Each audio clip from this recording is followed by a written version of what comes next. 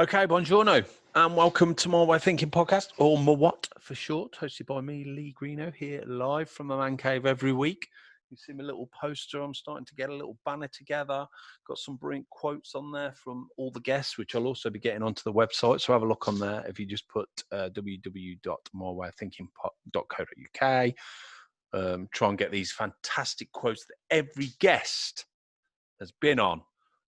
And some of them are profound. I don't know what you've been up to, what you've been doing this week. Hope you're all doing well. My wife has asked me to put the Christmas decorations up. It is not funny. What do Christmas decorations mean to me? Well, look, I love them. Some people like to put them up late, early. I think if you do it early, they're a pain in the arse. So put them up early. At least they're up there for a while. I really wouldn't want to go through the pain and misery of putting decorations up for 2 days. Decorations for me mean going into the loft, getting covered in cobwebs, dirt, looking around in different boxes, trying to find stuff, drawing pins, pain and misery. But when it's done, doesn't it look pretty? So, yeah, and of course, with the pandemic, I think everyone's thinking, let's get to Christmas as soon as this year's been a bit of a write-up. If we can have a bit of a decent Christmas, I will be happy. So get your decorations up. Do it now. Now, I'll put some up in here, actually, in the man cave. You'll be able to see in the next few weeks. Now, my way of thinking is all about us, amusing and amazing human beings that all have a story to tell. Those stories can vary massively, but I guess I'll be interviewing. You'll always be able to take a little bit of advice or insight into how extraordinary we can all be. Oh, my fingers smell of garlic. I've just been cooking with my daughter, and she's got garlic in her hands. I'm like, no. Let me cut it because it just stinks. Anyway, went off at a tangent there. Remember, 4 rules: no bullshitting, no judging, no negativity, and 4, have fun. Now, today I'm talking with a brilliant Brenden Kumarasamy. If I keep getting that wrong, he's going to go mad. Kumarasamy. All the way from Montreal in Canada. Absolutely lovely guy. Really enjoyed speaking to him. He runs a YouTube channel called MasterTalk, and he's just so natural and fluent, and just I love talking to people like this and having a conversation and just getting stuck in to things and just having that two-way interaction. It's just great. Really fun chap. He had a bit of a cold as well and still came on the podcast. Fair play. We'd had a few times where we were trying to do the interview and we'd missed it for whatever reason because we've got time differences and I probably messed up and et cetera, but it was worth the wait because this is just a great interview. So make sure you keep listening to this. This is me talking to Brenden. So welcome, Brenden. Is it Kumarasamy? That's the funniest one I got. Just say Brenden from MasterTalk, man. What is it? Kumarasamy, is it? No, not at all. It's Kumarasamy, but don't worry. Just say Brenden from MasterTalk, Lee. Brenden from MasterTalk. That's easy. See, us Brits are terrible. So, yeah, great to see you, Brenden. Thanks for joining us on My Way of Thinking. You okay? Of course, Lee. Life is amazing. How about yourself? Yeah, life's pretty good, on and off, up and down, but yeah, it's pretty good. What's the weather? We were just talking about the weather. What's the weather like there? You're going to make me depressed now. Is it sunny? Yeah, no, life is amazing here. Can't complain. So I never left Montreal. Yeah, I've never been. I've always wanted to go Canada. It just sounds such an amazing place. So to begin the show with, I thought we'd do some fun facts about Montreal, and you can tell me if they are complete rubbish off the internet or it's actually true. Right. So now the first one I spotted, which was quite interesting. Although Montreal is one of the world's 5 largest French-speaking cities, most residents are bilingual and many speak a third language. And that interests me because you're all about language. Would you say that's true? That's correct. I personally speak 3 languages. Most people in the city speak mostly 2 and 3. And why do you think that is? Is it because people think you need to learn English for other parts of the world, or what's the reasoning? Right, and it angers a lot of immigrants in the city, but it actually ends up being a great thing for everybody. There's a law in the city called Law 101, and essentially what the law is if you immigrate into Montreal, or in the province of Quebec, which is where Montreal is in, which you probably know since you've done your homework on fun facts. Oh, yeah. Yeah, what happens is if your parents did not go to English school, your kids are forced to go to French school. There's no choice in the matter. It's to preserve the French culture. So a lot of immigrants who come here don't really like that rule because they want their kids to go to English school because English is like the big language. Yeah. But the real, like the honest truth is Law 101 is actually a good law in my opinion because it forces everyone to learn the French language too. So that's what happened to me actually. That's where the story starts. But anyways, we'll get to that later. But the point is I went to French school. So Yeah, that's why a lot of us. that's a great law. I mean, because I'm all for diversity and things like that, but I think when you come to a country, to know the basics is such an important thing, because you come into a totally different country, you don't know anyone or anything, and it makes it so much harder when you just don't know the basics. And sometimes we get people in where I work and they just don't know any English, and I feel for them because I think it must be frustrating to not have you know what I mean? It's definitely something people should learn. I completely agree, and I'm very grateful today. I mean, being trilingual didn't seem like a big deal to me until I left the city and I started exploring the world and realized, oh wait, Montreal's actually one of the few cities where this is happening. So Yeah. yeah, And I think it's one of those things, as you get older, you appreciate more having another language, I would guess. absolutely. Yeah. Okay, right. This is another one for you then.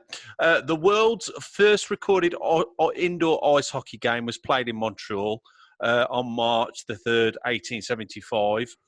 Organised by McGill University student James Cregan, the hockey game was played between two 9-member teams using a wooden puck. Is ice hockey massive over there? Yeah, I thought you were gonna ask me, is this historical fact true? I was like, yeah, No. I was in the 1800s. I saw the Yeah. game. I was like, You were going to wing it, weren't you? And say, yeah, I know all about that. Yeah. no, ice hockey is huge. Is it? McGill too, actually. Is The it? university. McGill's actually a couple of minutes away from my house, but that's another thing. But yeah, no, ice hockey is huge here in Montreal. I've been to probably 35 games in Yeah. the last couple of years, like in person. Yeah, and I'm not even a sports fan. Yeah. But you enjoy I don't you even enjoy it. I don't even like sports, and I go to the games. That's Yeah. so What do you think it is about ice hockey that they love over there? Why do they love it? Why is it their national sport?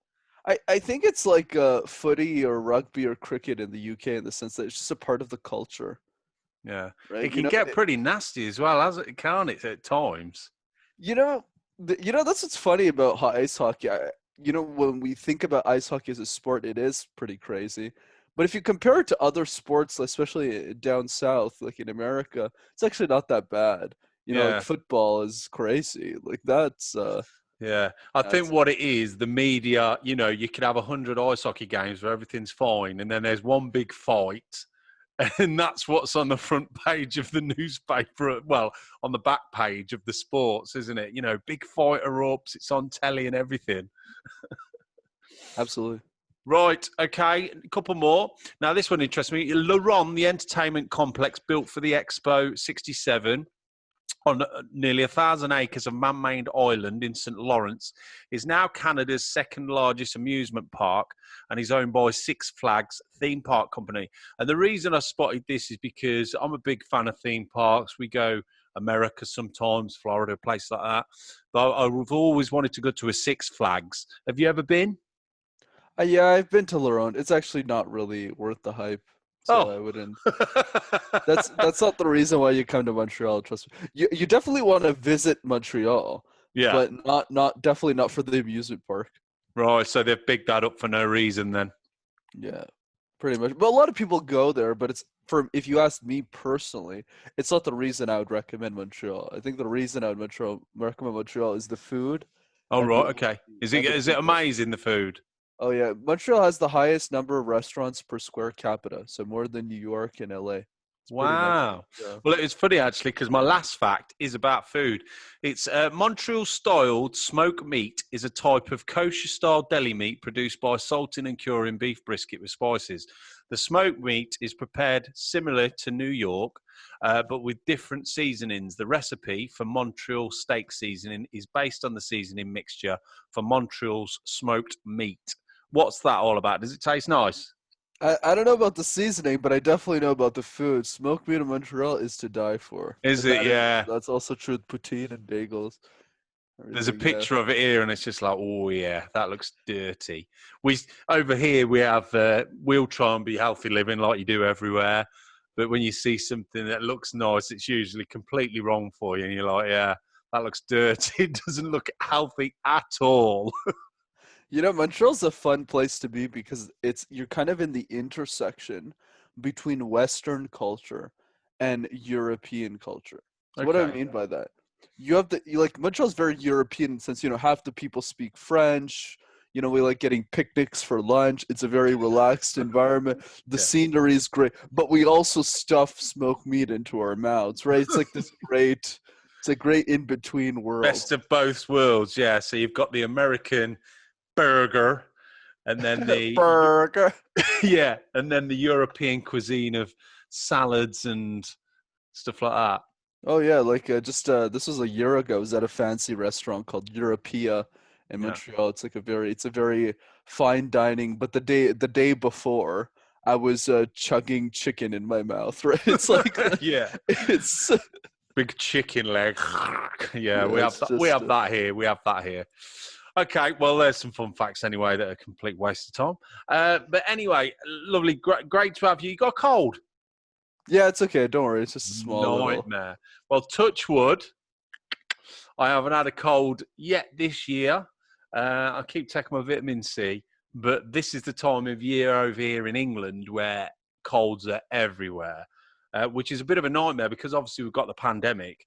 So if you walk into a shop and someone's coughing, it's like, oh, well, obviously we're wearing masks.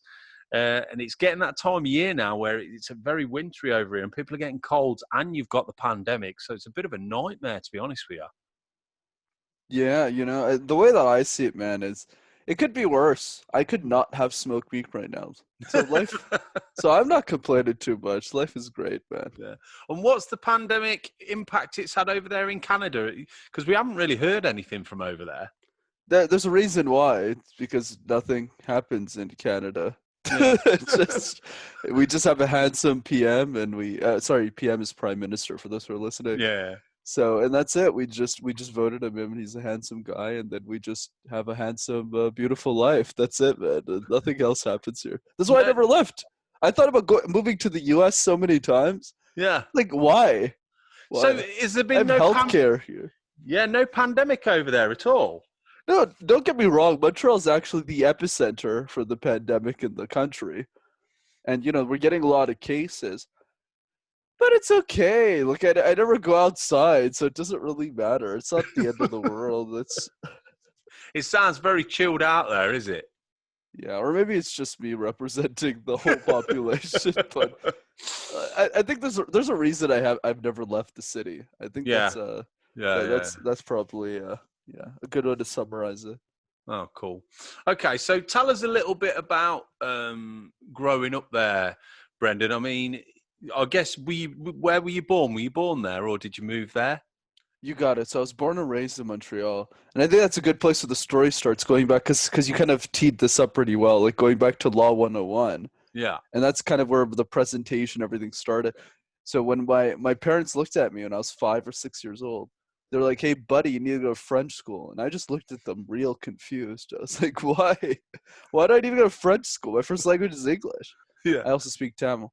And then they said, no, you live in Montreal. If you don't know French, you can't do business here. You can't do anything here. Yeah. So they threw me into a French education system.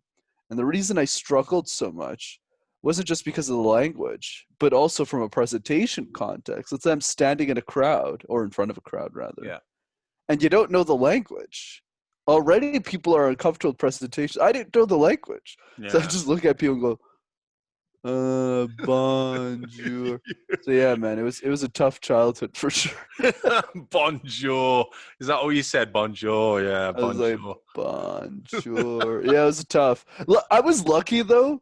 A lot of people would say in this instance, "Oh, I was an introverted. I had a lot of social anxiety, and the kids used to bully me all the time." None of that happened with me. I'll be just straight up honest. I'm a very extroverted Yeah, person.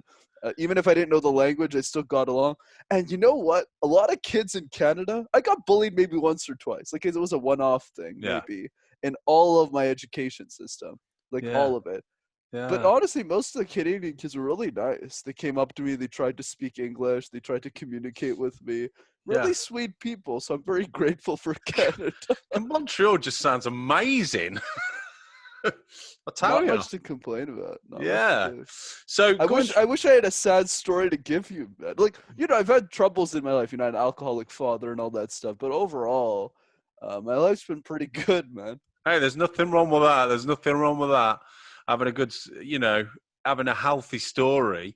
Um, but I think ultimately it's not just about, not having any problems or anything. As you're growing up, I think you encounter problems when you're a kid, but you just tend to get through them, don't you? You know what I mean? And some kids obviously have worse problems, of course. But you were like, oh, I was only bullied once or twice, but it's still being bullied. But I think as kids, we're quite hard-skinned, and we just tend to get through it, don't we? The adults are usually the worst. The parents, if they know about it, they're the ones that are like, oh my god, he's being bullied. It's like, yeah.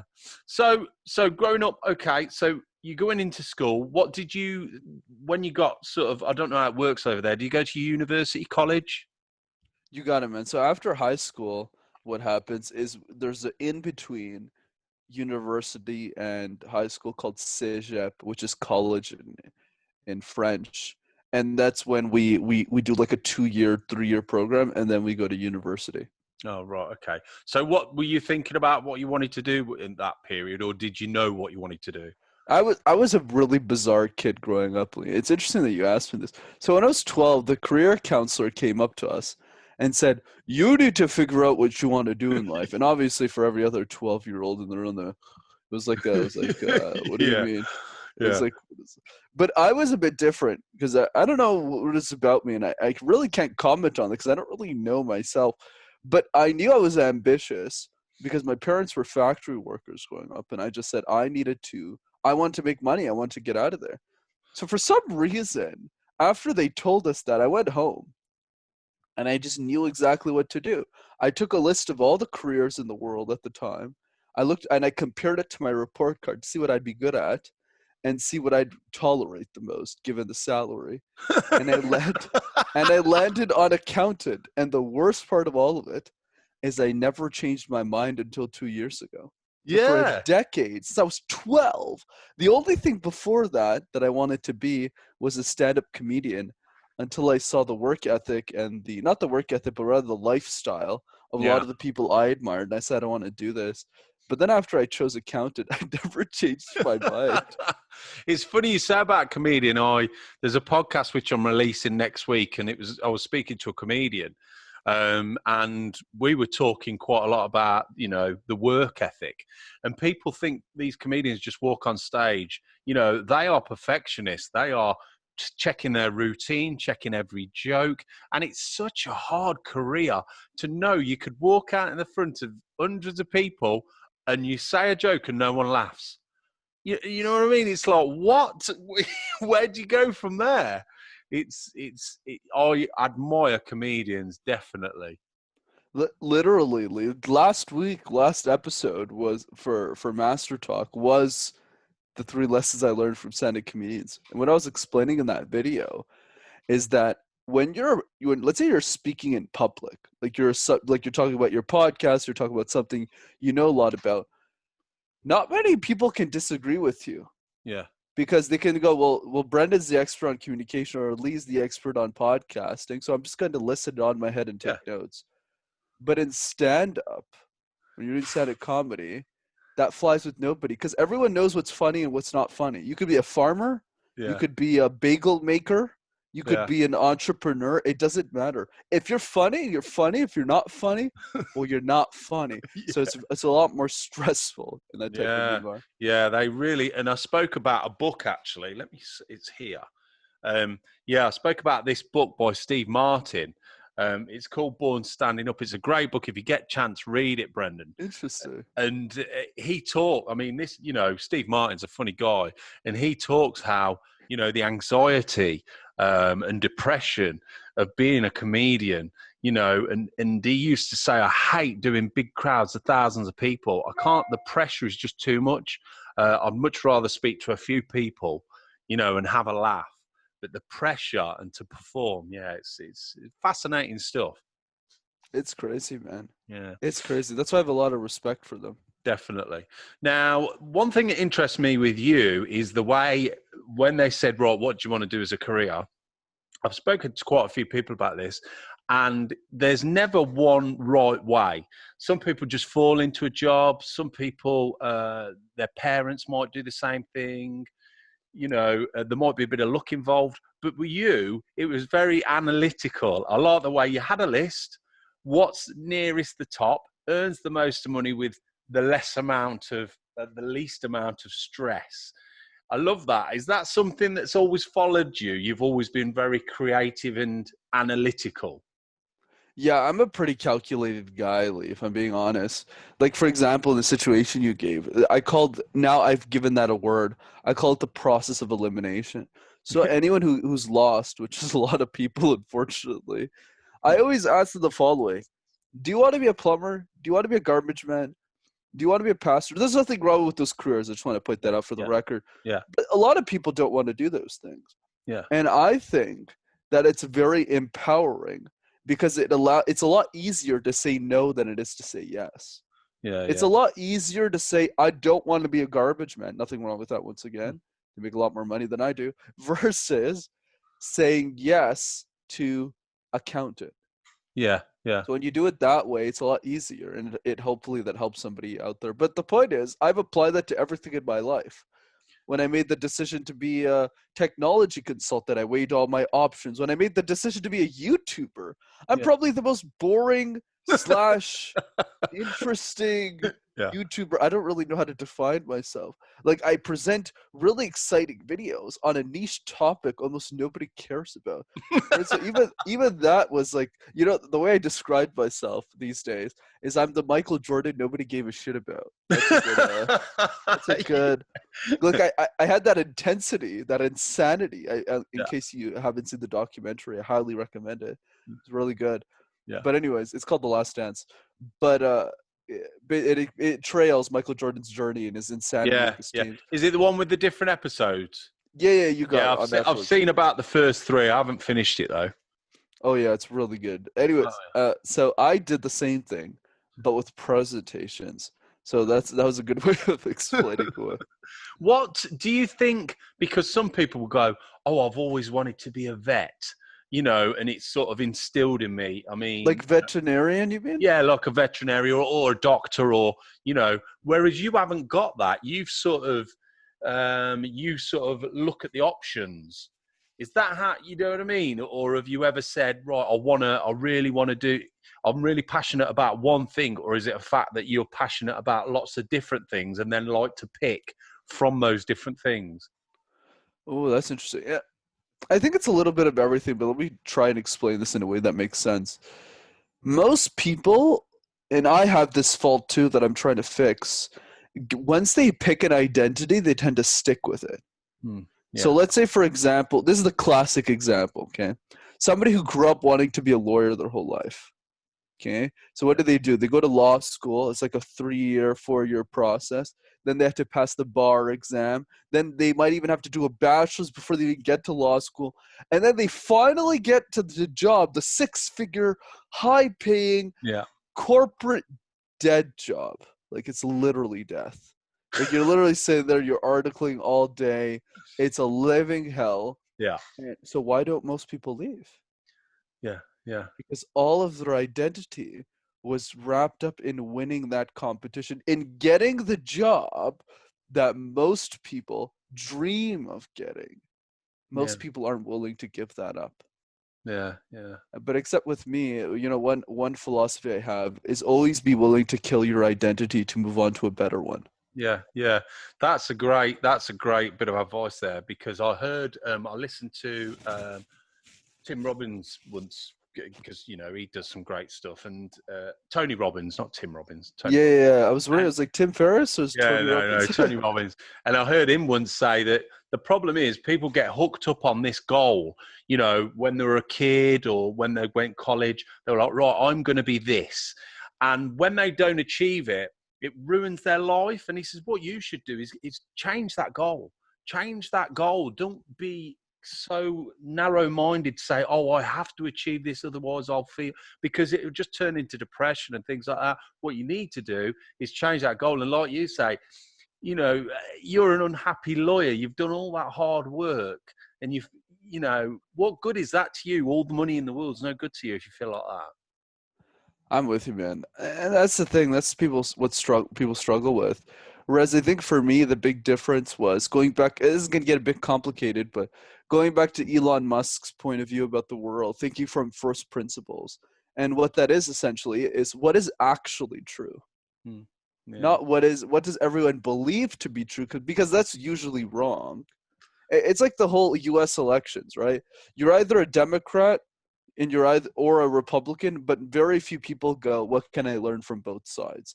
Even if both sides eat the same hamburgers, watch the same Netflix specials, and all have families who are relatively the same. So nobody just goes, hey, what can I learn from both people? Nobody does that. Yeah. That's the issue, right? We get tied up in this identity of who we want to be. Yeah. Instead of asking, what is actually the best option for you? Should I really have 2.5 kids, get married, have a white picket fence, have 2 cars, and be in debt and always have to buy a new phone every year? No. Yeah. I don't really need to do that. It's kind of stupid. I'd rather, in my case, live in my mother's basement, dance alone in that basement since I can't go clubbing anymore, and karaoke in 8 different languages. That sounds a lot more interesting, and I have a lot more money in my bank account that way. Yeah, I totally agree with you. A lot of people these days are on one side or another. They feel like they have to pick a side.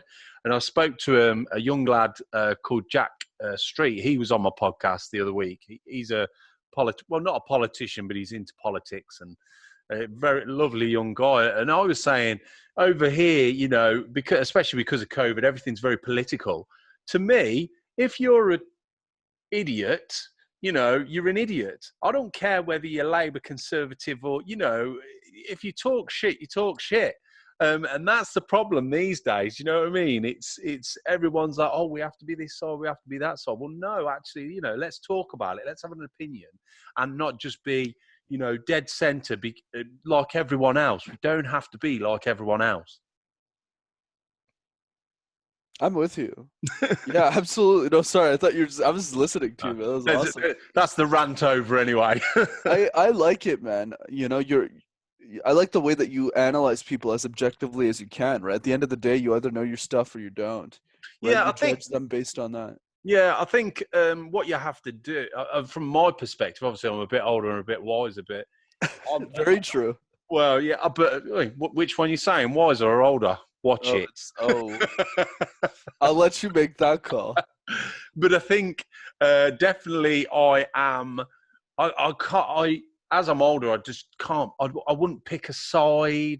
I like to speak to people, get different people's opinions, and I put that on the podcast that there should be no judging, because if you get into an argument with someone and someone's saying, they believe in this and you believe in something else, what we should be doing is thinking, well, why do they believe in that?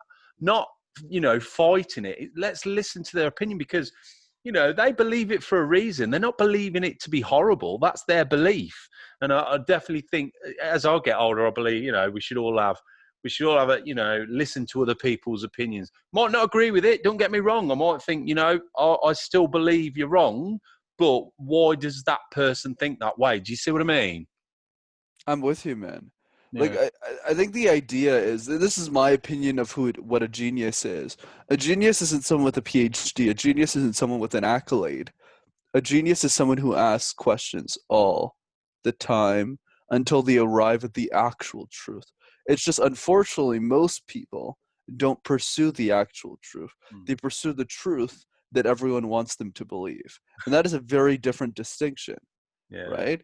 And you know this, but it's for the audience, in the sense of, oh, okay, my whole family was affiliated to this political party, or my family believes in this religion, or my family needs to have this type of food on this type of day for this type of occasion.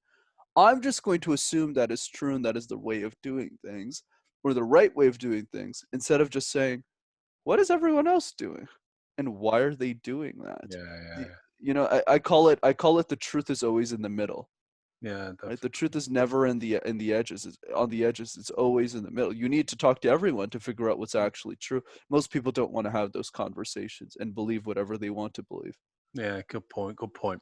Okay, right. So you went for accountancy. That didn't work out after 10 years. So tell us a bit about your transition. So what sparked you as you're an accountant? What made you think, hold on a second, I don't actually want to do this. I want to get into, talking and speaking and things like that.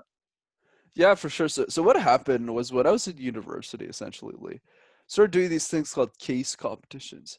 Think of it like professional sports for nerds. So going back to the sports we talked about earlier, rugby, cricket, Yeah. footy. I hated all that stuff. It wasn't really for me. Not hate. Hate is a strong word. I just Yeah. didn't have an interest, Yeah. right? So what I did instead is I applied that same competitive spirit in presentation. So after I got that job in accounting, just said, what now? Like, what do I do? Like, do I just work at this job? And then I learned about this field called consulting, where essentially what you do is you go into companies and you solve their problems. I was like, this is amazing. So I started doing these competitions because most people who get those jobs tend to do those competitions. So I started doing them mostly to get a job. And then over time, well, it became an obsession. Like, it was crazy. Like, just to give you an idea how nuts this is. Like, while other people are having dinner and talking about sports, oh, did you see the game last night? Or did you watch the TV show? We're literally having a conversation every single time about, hey, did you see what the University of Florida did last week in their presentation? We got to see what they can do and copy what they're doing there. It's like so bizarre. And we're like sitting there at school watching 3 hours of presentations Yeah. and taking notes. It's like the most bizarre thing. But I loved it. I loved every second of it. Every single second of it. I loved it.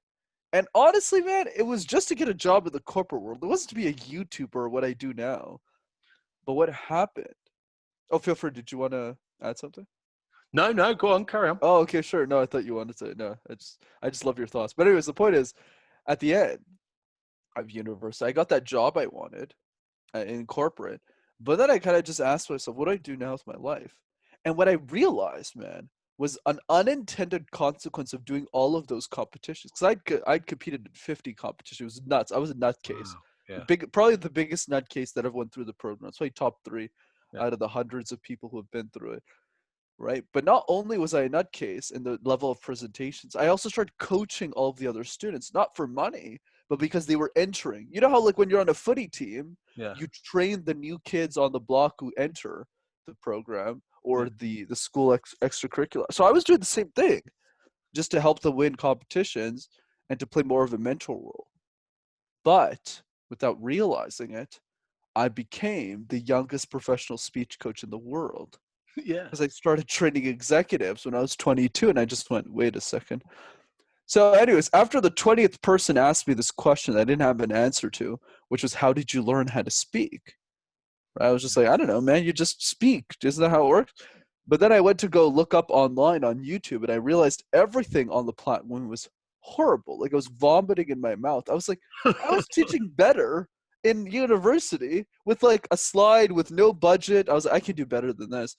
And I got really frustrated in the curriculum that was being taught to people who weren't exposed to the world I was. The insane, weird Michael Jordan-esque presentation. Yeah. I started making videos in my mother's basement, and I Yeah. thought it was a stupid idea for 7 months. Yeah. And then after I realized what MasterTalk could be, and here we are today, man. Yeah. Isn't it funny how you can stumble upon your passion? Because it's obviously your passion and you've stumbled upon it, because I think it's when you get like that, it's almost, you do it for free. You do Oh it, yeah. but you're just that passionate about it. I mean, it's the same with me with the filmmaking because, you know, even though you think, right, will I ever make any money from it? I don't know. But even if I don't, I've got to do it because it's my passion. And when you're that passionate about something, nothing beats that because you're obsessed about it, aren't you? And like you say, you just looked at all these different presentations and it's all sinking in and you're loving it. You love it when you've got a passion like that. Yeah, I'd even argue when you really care about because you're taking a loss. Like guys, I'm still losing a lot of money on the YouTube channel. Yeah. The reason I do is for the people who can't afford me. But yeah, I completely agree with that notion. And you hope one day that it does turn good. You know, you keep slogging away, you keep putting your passion in there, and I think it do. You know, I think it works itself out in the end. But it's not easy, and that's why the best people in the world are the ones that are passionate because they've been through it. They've been there where they weren't paid straight away and made lots of money and born into it. They've had to work hard. But those are the people you want around you. You know what I mean? Because when the shit hits the fan, they're the ones that will be working late at night and and doing everything they can, regardless of money and things like that. I'm with you. Absolutely agreed. And but the thing I would add to the conversation though, because a lot of people have the issue, and that I did, by the way, of what is my passion, how do I find it? Mm. That's why I'm a big advocate of the following. I think passions are not the right approach. Mm. They're very general, they're non-specific. You can be passionate about anything, Lee. You can be Yeah. passionate about your family, your dog, the tissue papers, a mattress, like anything. Doesn't matter, That's a bit right? wrong, yeah, but go Yeah, on. sure, whatever. You gotta kind of got to roll with it. Yeah, I'm just saying that because I'm sitting on a mattress. I'm talking to you. The point that I'm driving Yeah. is because you can be passionate about anything. What are you passionate about is a useless question because it's so vague. Mm. By the way, for those who have their passion, this advice does not apply to you. I'm talking to the other 95% of people who are Yeah. listening. Yeah. I think the key is that decisions are way more important than passions Mm. because decisions are specific, they're actionable, and they're also limited. You only live for a certain amount of times. You can only make a certain amount of moves on the board, on the Yeah. chessboard. Yeah. So because of that, I'm a much bigger fan of the following question. What does the world need you most to do right now, Mm. and why? So when Yeah. you ask that question, it's different. So when I was 12, the answer to that question wasn't to be a YouTuber, because I thought that was for rich white people. I thought it was for people like you, man. And then I was like, this guy's a rich guy. He's doing podcasts. Like, this is not for me. My Yeah. parents are factory workers. I needed a corporate job Mm. and get out of poverty. That was my focus of the last decade of my life until recently. And then after that, I got a job in technology consulting. And then after I asked myself, okay, I have money now. Like, life is good. So now I just ask myself the question again. What does the world need me most to do right now and why? And that's how I stumbled upon my passion. But here's the punchline.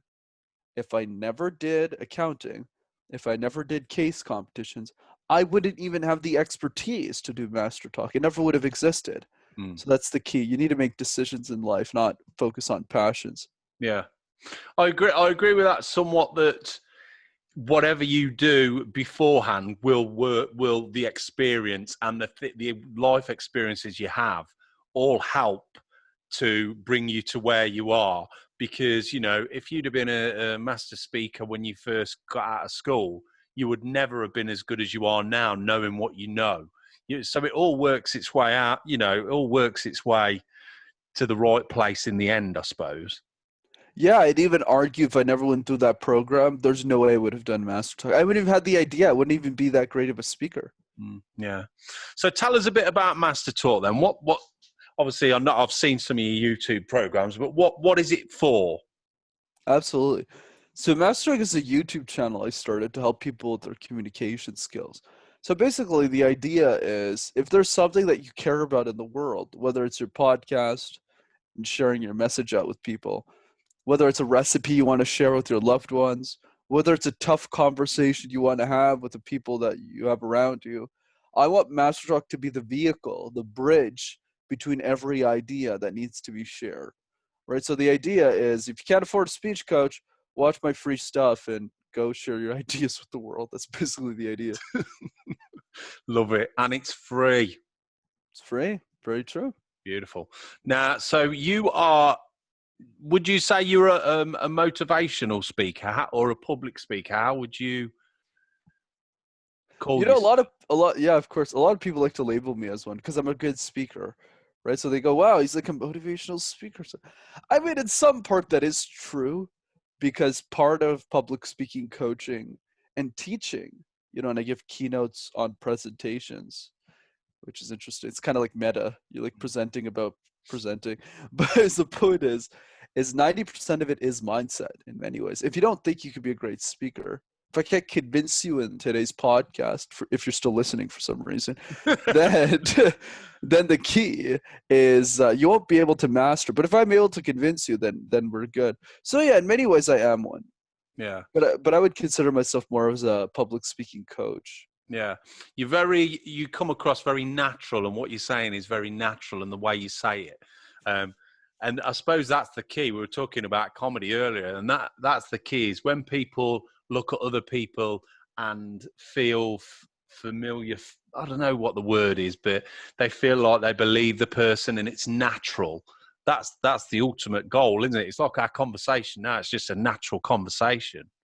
Right. And the one thing I'd argue, so one thing you mentioned that I loved is this idea of when we feel familiarity towards somebody. We go, wow, it's like I know this person already. He speaks in a way, he's like a friend of mine. That's one part. The other part that's also worth mentioning is this idea that even natural is practiced. Mm. And I like giving that nuance in the sense that most great speakers don't. Yeah, sure. I speak right now, and it feels like I'm very natural in conversation. But this is like my 200th or 300th podcast. Yeah. When it was my first one, and you're like, so Brenden, what's MasterTalk? I'd be thinking, I'm in my brother's basement. Do I really have to tell him what MasterTalk is? Yeah. Yeah, man, Lee, it's a movement. But anyways, the key is, I got better over time. Why? Because I'm always presenting the same ideas. Your podcast is a bit different because you asked me a lot of interesting stuff at the beginning, where it really just dive into communication, like 95% of the shows I'm on, which is cool because I get to comment on Montreal facts. So it's kind of new to me. So I'm a lot more relaxed, I guess. But the point is, in general, it's always the same question. I know, Brenden, I know you don't get this a lot, but how do you present in a virtual world? Yeah. And I go, yeah, it's like the 15th time I've been asked. I know. That's what I try and do, is just have a chat and not ask you the obvious questions, because I know how shitty it is when someone asks you the same question the 100th time, and it's like, oh, you know what I mean? Right. Like, don't get me wrong, just so people don't think I'm a jack, in the sense of, like, I don't mind answering the same question 50. That's why I do what I do. But I think and that's why I'm also good at communicating those ideas, which applies to everyone who's listening as advice. Like, figure out what that thing is for you, communicate it. I mean, going back to Tony Robbins, he used to do the same damn seminar longer than you've been alive, pretty much. Yeah. Like 40 years or something like that. And that's the point, right? Is when you're able to communicate that single idea over and over again, you just get better at communicating those ideas. But what's great about public speaking and communication is, as you get better at one area, you get better at all of them. If you're better at conversations, you're better at having podcast conversations as well. Yeah, definitely. And as well, what I think is, if I'm speaking to you and I want an outcome, or I want an answer, or I'm interested in something, instead of specifically asking a question, if we just talk, it will naturally come out. You know what I mean? I think the best interviewers, that's what they do. They're just a natural chat that leads to the right place. Whereas if I was thinking now, right, I want to ask him specifically how he does this, I think that's the difference, is having just a natural chat so that it naturally comes out. I'm with you, man. It's funny, whenever there's a pause, I was like, wait, I thought he was going to ask me a question. It's like, oh, he just wanted me to go. It's a good so good. So good. There's nothing wrong with pauses. Now, that brings me on perfectly. So So my bit of background is I make short films, things like that, and then I became a radio presenter for a local station here, all about films because I love films. And when I first got onto radio, I didn't really enjoy it. I used to say a lot. You know, you've heard this time and time again. And on radio, it's very different to what we're doing now. We're just having a chat. But on radio, it's almost another person. So on radio, it's like, hi, it's Lee, and we're on the film show, and this is what's, you know what I mean? It's sort of, it's a persona. So that's why I enjoy that. Okay. But I enjoy a conversation like this. What do you think? Give me some tips, because I could have done with this earlier on, is, you know, things like, give me some basic tips on the you know, speak, you know, tell me, give me some guidance, Brenden. Of course. I'm happy to give you some guidance, man. So yeah, so you mentioned ums and pauses. So the key is very simple here, Lee. Yeah. Pausing is a necessary tool that you need if you want to be an incredible communicator. Why? Because it allows you to emphasize points in your message that matter. So let's say I'm pausing now. I'm emphasizing that this point really matters. What is the point that I'm driving? Pause is a great tool, but the reason why most people suck at it or have a lot of trouble with it is because, well, most people perceive pauses as a bad thing. What do you mean, Brenden? When I pause, doesn't it mean that my audience doesn't care what I have to say? That I don't know what I want to say? That I don't know what I'm going to say next? Yeah. Right? Yeah. Because you're like, and they start to breathe really heavily. But the point is how do you fix that? How do you fix that tweak? Okay, the way that you do this is you need to learn to pause for uncomfortably long periods of time so that you can pause naturally in a presentation and make it seem very fluid. So I'll give you an example. Do what I call the long stare. So the long stare is where you pause for 3 or 5 minutes if you're very daring, where you look at somebody in the eyes and you just say nothing. You can blink though, you just have to say nothing. You just got to stare at them. Most human beings can't do that. I actually trained a bunch of executives, like very high up people. And the reason I mention that is because I always tell them, hey, go look at your wife or your husband for 5 minutes. And they all go, because they're very similar cultural background to me. So they go, oh, I can't do it, Brenden. I was like, what do you mean you can't do it? You've been married to them for 15 years. What are you talking about? Yeah. Most people struggle with that. But the beauty of that, and that's the secret of the great speakers in the world, is that we can pause forever and never make it seem awkward at all. But obviously we don't have forever, so take my word for it. but the point that I'm driving is when you get really good at pausing for 5 minutes, when you're pausing like this for 3 seconds, notice how it doesn't look awkward at all when you look at my face. You get really used to it. So that would be my advice there. And what's great about ums and ahs, that's what I like about communication. Lots of easy wins here. Once you get better with pausing, the number of filler words you say automatically goes down, because the reason we say filler words to begin with is to buy time. Oh, Lee's asking me a question. I got to think about it, and then I got to give him an answer.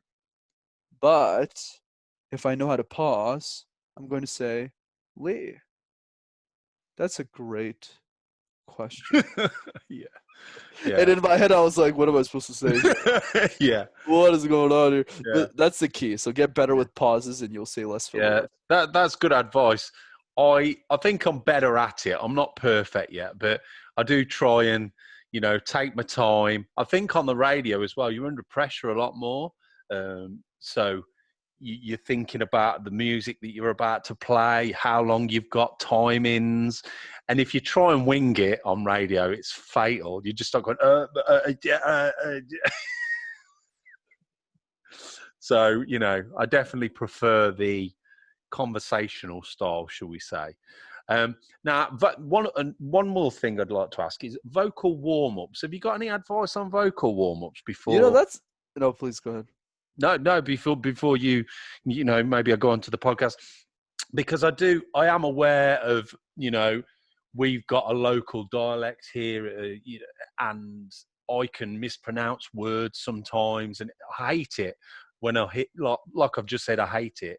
I hate it when I do that. Is there something you could tell us that maybe is a good warm-up before you start speaking?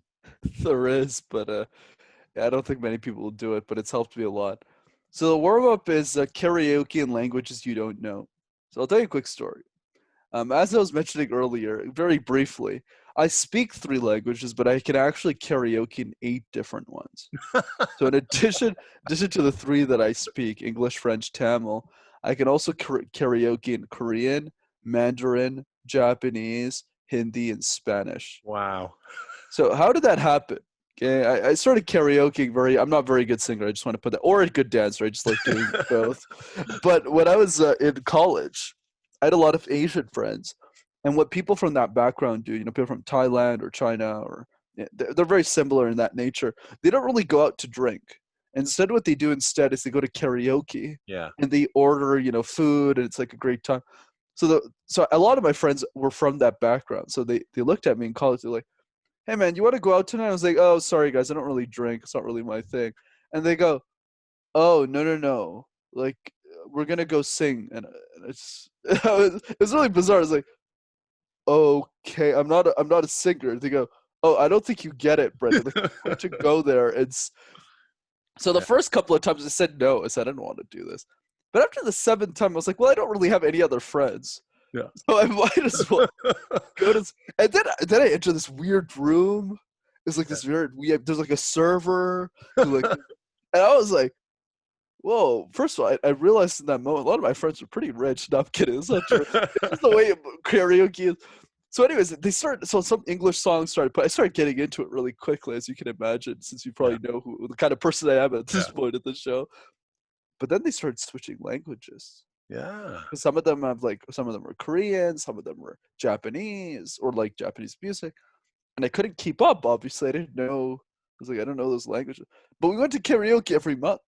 Yeah. Right? So I just said, well, so I started practicing in my house. So now I can like Korean music, there's like 15 songs I can do like perfectly. Wow. But why is this important? The reason it's important is the following. Nobody wants to work on their pronunciation. I know you think I sound crazy, but it's just the truth. You're not going to wake up every morning and eat your toast and go, I like toast. I really like orange. If you don't have a coach, that's just not going to work. Yeah. It's like working out. Some people just need that accountability. And who's going to buy accountability to pronounce words? Like nobody, right? Unless you're like the prime minister or something. But the point that I'm driving is karaoke is a super fun way to practice pronunciation that I learned after the fact. Yeah. I didn't do it to practice on my communication, but it ended up helping me. Yeah. Because if you can pronounce languages you don't understand, when you go back to words you do understand, you get really good at pronunciation. I'll do a quick example. So this seems to be like a fun show. So let's say I go to French and I go, bonjour, comment allez-vous? Notice how there's no accent when I speak. Yeah. But also when I say, konnichiwa, genki desu ka? That's Japanese, right? But there's also no accent or naseo in Korean. Notice I'm switching very quickly between all these languages. Yeah. But he doesn't have accents in any of them. Anyone who's native in that tongue would go, oh, Brendan's pronunciation's really good. Right? And I'll give you a last one. Like Italian is like, buongiorno, come stai? And then the other person will go, molto bene, ilai. Right? But it is a point that I'm driving because notice how my pronunciation is so good in languages I don't even understand.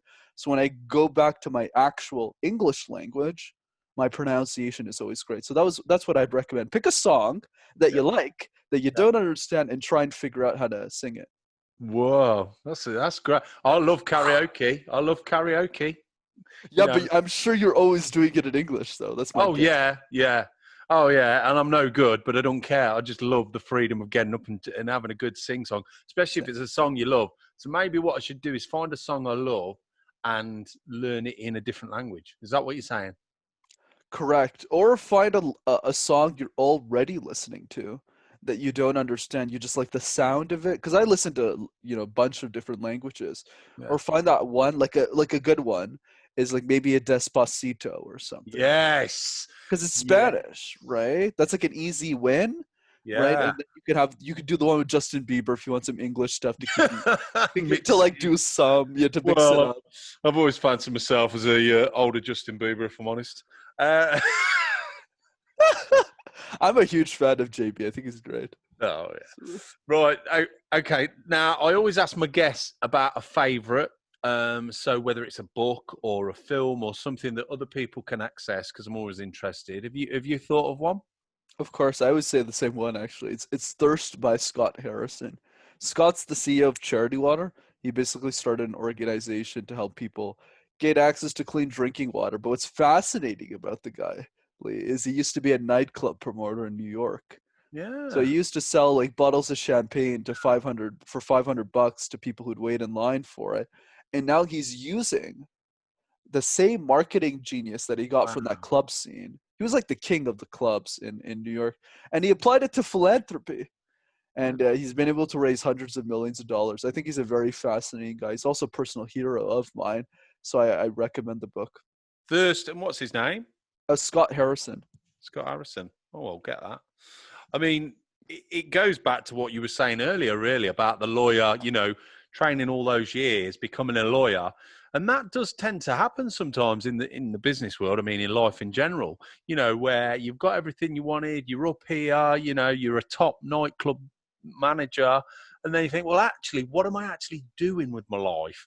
And especially if you're very skilled, the difference you can make if you do that for good, for charity, like he has, that is profound, isn't it?